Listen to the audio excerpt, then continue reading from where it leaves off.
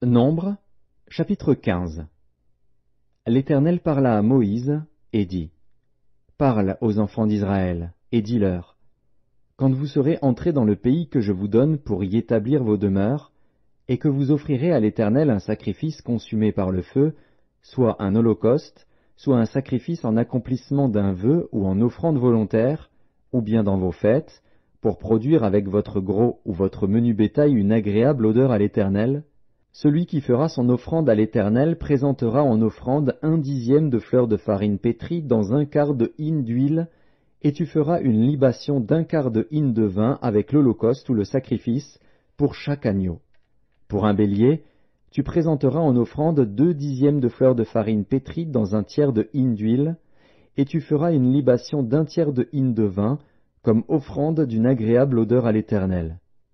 Si tu offres un veau, soit comme holocauste, soit comme sacrifice en accomplissement d'un vœu, ou comme sacrifice d'action de grâce à l'Éternel, on présentera en offrande, avec le veau, 3/10 de fleur de farine pétrie dans 1/2 hin d'huile, et tu feras une libation d'1/2 hin de vin. C'est un sacrifice consumé par le feu, d'une agréable odeur à l'Éternel. On fera ainsi pour chaque bœuf, pour chaque bélier, pour chaque petit des brebis ou des chèvres. Suivant le nombre des victimes, vous ferez ainsi pour chacune d'après leur nombre. Tout indigène fera ces choses ainsi lorsqu'il offrira un sacrifice consumé par le feu, d'une agréable odeur à l'Éternel. Si un étranger séjournant chez vous, ou se trouvant à l'avenir au milieu de vous, offre un sacrifice consumé par le feu, d'une agréable odeur à l'Éternel, il l'offrira de la même manière que vous. Il y aura une seule loi pour toute l'assemblée, pour vous et pour l'étranger en séjour au milieu de vous. Ce sera une loi perpétuelle parmi vos descendants. Il en sera de l'étranger comme de vous, devant l'Éternel. Il y aura une seule loi et une seule ordonnance pour vous et pour l'étranger en séjour parmi vous. L'Éternel parla à Moïse, et dit, Parle aux enfants d'Israël, et dis-leur, quand vous serez arrivés dans le pays où je vous ferai entrer, et que vous mangerez du pain de ce pays, vous prélèverez une offrande pour l'Éternel. Vous présenterez par élévation un gâteau, les prémices de votre pâte. Vous le présenterez comme l'offrande qu'on prélève de l'air. Vous prélèverez pour l'Éternel une offrande des prémices de votre pâte, dans les temps à venir.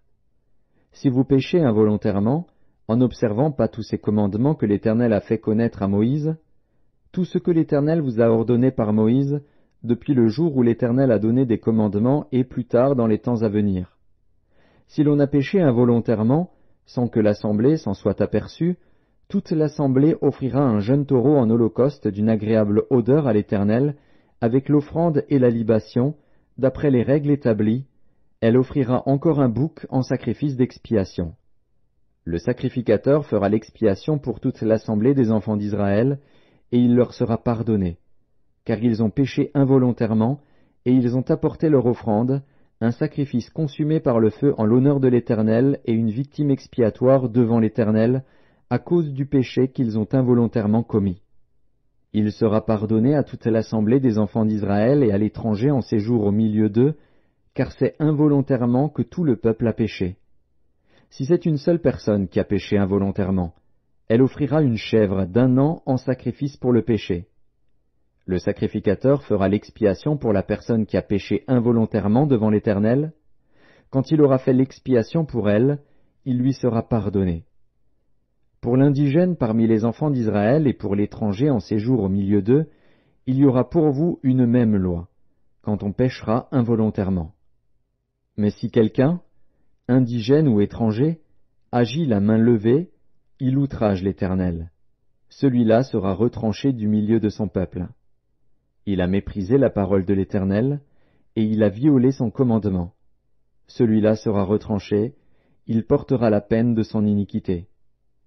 Comme les enfants d'Israël étaient dans le désert, on trouva un homme qui ramassait du bois le jour du sabbat.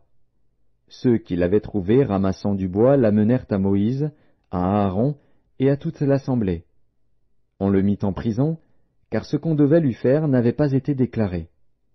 L'Éternel dit à Moïse, « Cet homme sera puni de mort, toute l'assemblée le lapidera hors du camp. » Toute l'assemblée le fit sortir du camp et le lapida, et il mourut, comme l'Éternel l'avait ordonné à Moïse.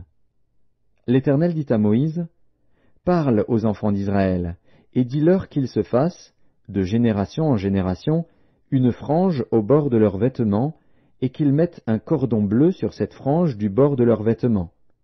Quand vous aurez cette frange, vous la regarderez, et vous vous souviendrez de tous les commandements de l'Éternel pour les mettre en pratique, et vous ne suivrez pas les désirs de vos cœurs et de vos yeux pour vous laisser entraîner à l'infidélité.